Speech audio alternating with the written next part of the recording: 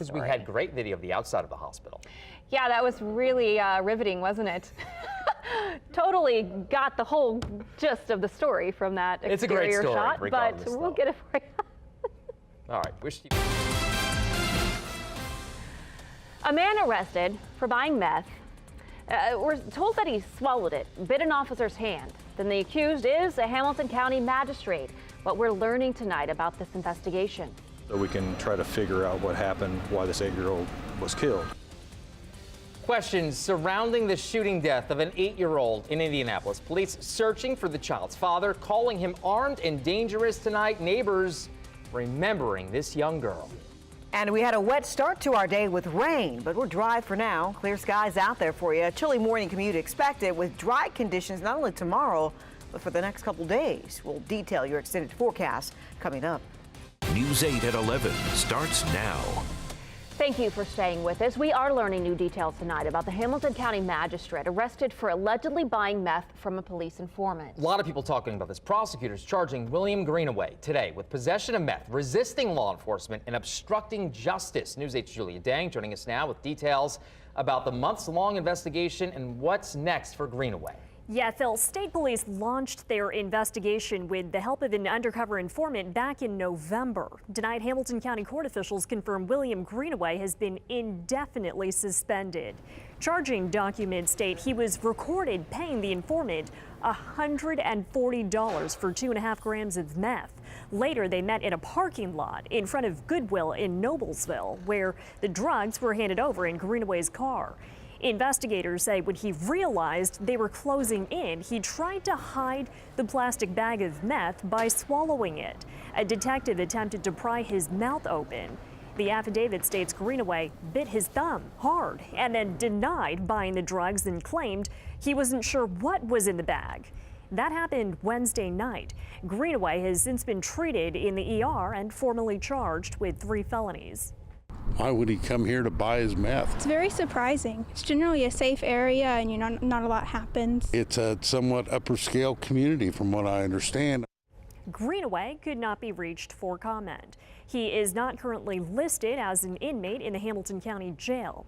We went to his home about half a mile from that Goodwill. Nobody was there, but a light was on and we found lighters and a burned metal spoon on the front porch. Greenaway has been a Superior Court magistrate for about 8 years. He has the same duties as a judge. The court issued a statement today saying they've taken steps to ensure court proceedings are not impacted by his arrest and suspension. A special prosecutor and judge will be appointed to avoid any conflict of interest. Reporting in the studio, Julia Dang, Wish TV. News 8. Julia, thank you very much. In Crime Watch 8 right now, man is dead after being shot in a West Side neighborhood. IMPD initially found the victim at a home on Radburn Drive near 10th and Girls School Road. Detectives later learned the man was shot a few houses down on Halstead Drive. Medics took the man to the hospital in critical condition where he later died. No word on any suspect information or the victim's name. Well, new tonight, we're hearing from neighbors of an 8-year-old shot to death over the weekend here in Indianapolis. It comes as IMPD looks to talk with the girl's father. News 8's Eric Feldman joining us now with more. Eric. Yeah, Phil, these people we talked to, some of them were on camera, others were off camera. All of them were really still trying to come to terms with the fact that little Kendrell Bry is gone. It all started at an Indianapolis firehouse. Crime tape up yesterday after Kendrell was taken there. She had been shot, then rushed to Riley Hospital for Children, but she didn't make it. IMPD says a few hours later they figured out the shooting happened on the 5600 block of Culver Street. Police say they want to speak with her father, Kendall Bry. Investigators say they believe he was inside the home when the shooting happened. Right now, though, they don't know if it was an accident or a homicide. They're hoping he can answer some of those questions, but since they can't get a hold of him, IMPD says they consider him armed and dangerous. Kendrell's family was not home this afternoon, but the family shared this GoFundMe page that you saw a little bit earlier, Smiling Kendrell, and a couple doors down, we talked to a family who remembers her. She was nice. She let me and Bryson play with her too. She did. So we do have that GoFundMe page for Kendrell on WishTV.com. We also have a description of the car they believe Kendall Bry, again, her dad, is driving, a gray or silver 2016 Dodge Charger with the license plate IP 1340. If you have any information, you're encouraged to call 317-262-TIPS. I'm Eric Feldman, Wish TV News 8. Eric, thank you. Developing tonight, 2 more searches for missing 8-month-old Amaya Robertson have left authorities empty-handed. IMPD launched drones, dogs, and divers to 2 locations today. A lake on Mariner Drive on the west side and another body of water at an apartment complex on Portical Drive on the south side. On Saturday, police announced they are investigating Amaya's disappearance as a homicide. Amaya's mother's boyfriend, Robert Lyons, is now considered the main suspect. We spoke with Amaya's grandfather today. He says he did not know Lyons well, but thinks Lyons physically abused his daughter. She's scared for her life. She's scared that he's going to hurt her. She tells me all the time. She's scared that he's going to find her and hurt her. Step up, quit hiding, admit the truth, let everyone know the truth of what happened to my granddaughter. Police say Amaya's mother, Amber Robertson, is not a suspect. Police say Amaya was last seen with Lyons on March 9th near Mickley Avenue and Rockville Road. Anyone with information is asked to call IMPD or Crime Stoppers at 317-262-TIPS. The Indiana House is approving an amendment they believe puts to rest the debate over hate crimes legislation. The amendment allows a judge to consider aggravating circumstances in a crime if the person committed the crime because of a victim's perceived characteristic, trait, belief, practice, association, or other attribute the court chooses to consider. That includes color, creed, disability, national origin, race, religion, and sexual orientation, as is written under current law. The amendment passed on a voice vote. Those against the amendment say it falls short by not including age, sex, ancestry, and gender identity. Governor Holcomb supported the amendment, saying it covers all forms of bias crimes and treats all people equally. The amendment was included in a bill about sentencing. In other news tonight, another Roncalli High School guidance counselor says she will lose her job because she's in a same-sex marriage. Lynn Starkey's lawyer tells us Starkey's contract will not be renewed for next school year. In a statement, the Archdiocese said Starkey is currently in breach of contract because she is in a civil union that is considered contrary to a valid marriage as seen through the eyes of the Catholic Church. Starkey married her spouse in 2015. Last year, Roncalli placed guidance counselor Shelley Fitzgerald on administrative leave because she's also in a same-sex marriage. An attorney representing both women has filed a discrimination complaint. We're at 41 degrees right now, and the temperatures are going to keep on a dropping. It's going to get cold. But Chief Meteorologist Ashley Brown tracking another nice day overall for us. She has the latest in our first forecast. Yeah, tomorrow more sunshine, temperatures slightly warmer, and we'll continue this warming trend into Wednesday. Wednesday looks amazing, let me just say. But by the time we get to Thursday, we'll track more in the way of showers. Hey, we had rain this morning. That rain has now moved out of the area. The skies are clearing out. Our temperature trend right now, we're at 40, most of us in the 30s, and it feels like the 30s. So we had a 1-degree temperature drop in the last hour here. As we zoom in and talk about the temperatures in your neighborhood to start your day tomorrow, I know it says tonight's forecast, but normally we call it an overnight low. The actual number as far as the coolest temperatures of the day that happens right before sunrise. And tomorrow for you, that's 27 for Speedway. Sending your kids out to the bus stop in Zionsville, that's 27 degrees, 27 in Lawrence. So most of us in the 20s to start your day tomorrow. Once we get into the afternoon hours, we really start to warm things up. So your morning commute, a chilly start in the 20s. Once we get into the afternoon hours, we're talking sunshine and temperatures in the low 50s. The low 50s. That's still below average. We should be at around 56 to 57 this time of year. We'll get there in the extended forecast. We'll take you hour by hour through that extended forecast coming up in just a few minutes. Back to you. Celebrity attorney Michael Avenatti speaking publicly for the first time since his arrest today. After the break, what he's saying about the federal charges against him. Also, Apple unloaded a plethora of new services. We have more on the company's upcoming TV subscription services, including the big names on board for it. You're watching Wish TV, your local news source, with Brooke Martin, Mike Bars, meteorologist Ashley Brown, and Anthony Calhoun. Now, News 8 at 11 continues. Our News Tonight celebrity attorney Michael Avenatti says that he's confident he will be exonerated of federal charges. Avenatti told reporters tonight that he will never stop fighting against powerful people and corporations. Spoke after appearing in federal court on extortion charges. Police say Avenatti threatened Nike, saying he would release damaging allegations against the company if Nike didn't pay him up to $25 million. He's also accused of embezzling a client's money to pay his own expenses and making false representations to a bank. When it is all known, when due process occurs, that I will be fully exonerated and justice will be done. A suit and tie doesn't mask the fact that at its core, this was an old-fashioned shakedown. Police say high-profile attorney Mark Aragos co-conspired with Avenatti. He's not currently facing any charges. Democratic leaders are putting a deadline on getting special counsel Robert Mueller's full report. Chairman of 6 House committees want the report by April 2nd, which is next Tuesday. They say Attorney General William Barr's written summary is not sufficient for Congress to perform oversight duties. According to Barr, Mueller did not find that President Trump or his associates colluded with Russia to influence the 2016 elections. Here's what the president said today in response. I love this country. I love this country as much as I can love anything. My family, my country, my God. But what they did, it was a false narrative. It was a terrible thing. We can never let this happen to another president again. Barr also wrote that Mueller did not implicate or exonerate the president of obstruction of justice. The Trump administration's ban on bump stock devices is set to go into effect tomorrow. But several gun rights groups want the Supreme Court to stop it from happening.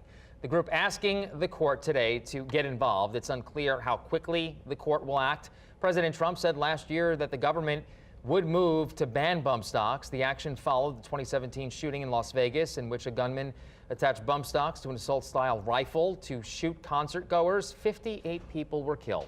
If you own a bump stock, you have 2 options. You can either surrender it to a local ATF office or cut it up.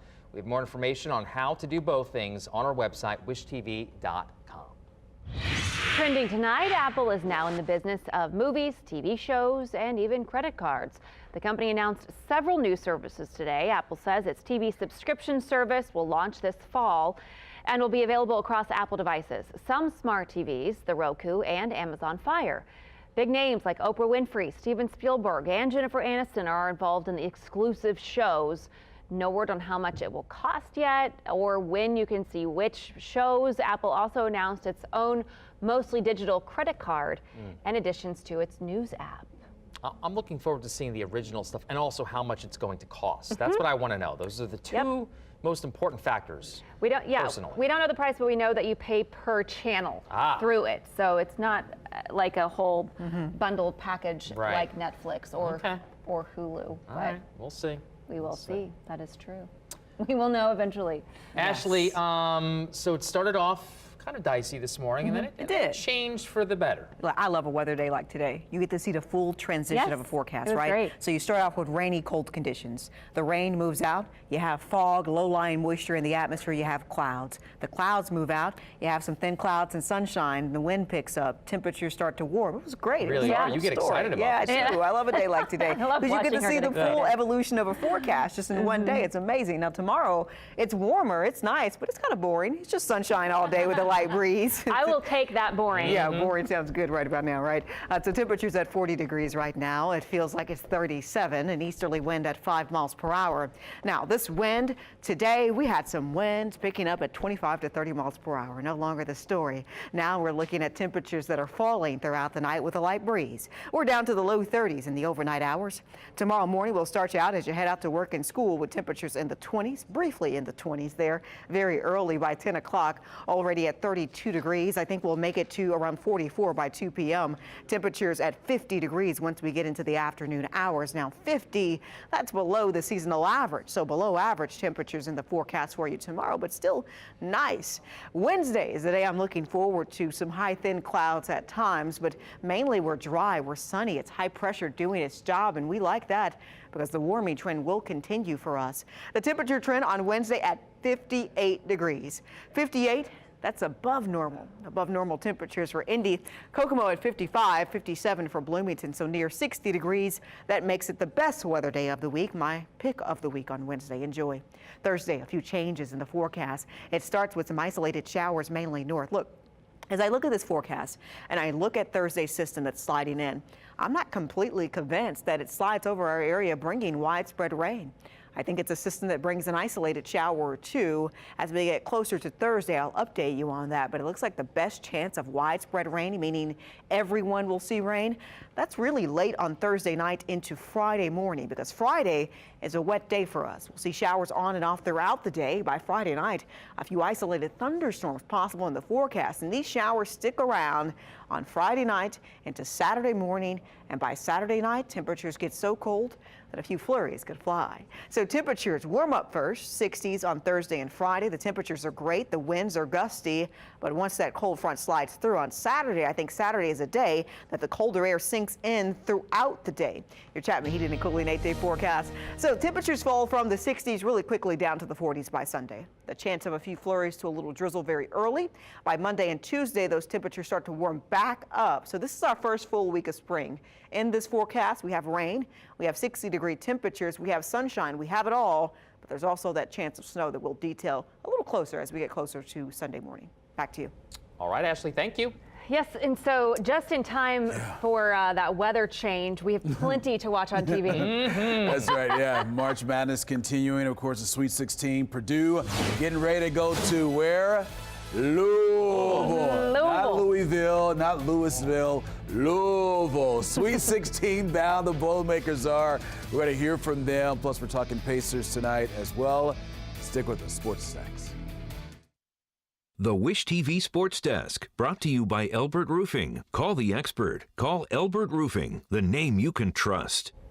Hey, good evening to you. The Purdue Boilermakers are heading to the Sweet 16 after Saturday's dominating performance against the defending champions, the Villanova Wildcats. This is the third straight year Matt Painter's crew will be in the Sweet 16. Up next for Purdue, well, they're going to take on Tennessee out of the SEC. So we got Tennessee coming in as the number 2 seed in the South region, Purdue the 3 seed.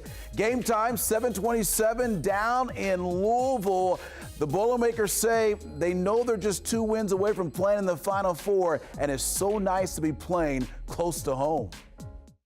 Moving forward, we know it's going to be a grind from here on out. Those games, come probably once in a blue moon. So we just got to stay humble and one game at a time. The only thing is we can't slide now. We can't be like, oh, we just beat Villanova by however many points, and that can't turn into like, oh, we got this next game. That's out of the question now. It's going to take some great practices. It's going to take guys being locked in film. It's going to take guys doing some great stuff with their recovery, getting in a cold tub even though you don't want to. It's going to take being in bed by 9, that kind of stuff. It's stuff you don't really want to do, but stuff you have to get a win. Of course, we'll be on the road covering the Purdue Boilermakers in Louisville. Meanwhile, the Indiana Pacers got a much-needed win last night at home against a very good Denver team. The Pacers are already playoff bound, and now it's all about securing home court advantage for the first round of the playoffs. If the playoffs begin today, folks, the Pacers would be the 4th seed, and their mission would be accomplished. We are playing great basketball here in front of our crowd. We go again for a tough road trip. We got Boston also over there. It's got those 2 games between each other. It's gonna decide who's gonna get a 4th seed. I think it's just human nature. We follow their scores, and we know they let one get away last night. They have a tough one tonight, so we can control what we can control, and that's to continue to win games. And we know we have a tough schedule ahead as well, so we continue to take it a day at a time, and hopefully good things happen. All right, the Pacers are at OKC coming up on Wednesday. Switching gears to racing, how about this, folks? It was a historic day down in Texas in the IndyCar race. Colton Herta became the youngest driver to ever win an IndyCar Series race. Herta, who is 18 years old, 11-month-old, took home the checkered flag in Austin during yesterday's IndyCar race. Nobody thought that we could do it, Even we thought, it's questionable and if we're going to win.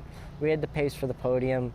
And I did not expect to win. I'm so excited. There's a really strong rookie class this year. A lot of crazy good guys. You have Felix Rosenquist coming over from Formula E, Marcus Ericsson from Formula One. Obviously, I've come up from Indy Lights. And yeah, it's a pretty stout rookie class. And I think the old guys might have to look over their shoulder now because we're coming for them. How about that? We're taking a break. We're back after this.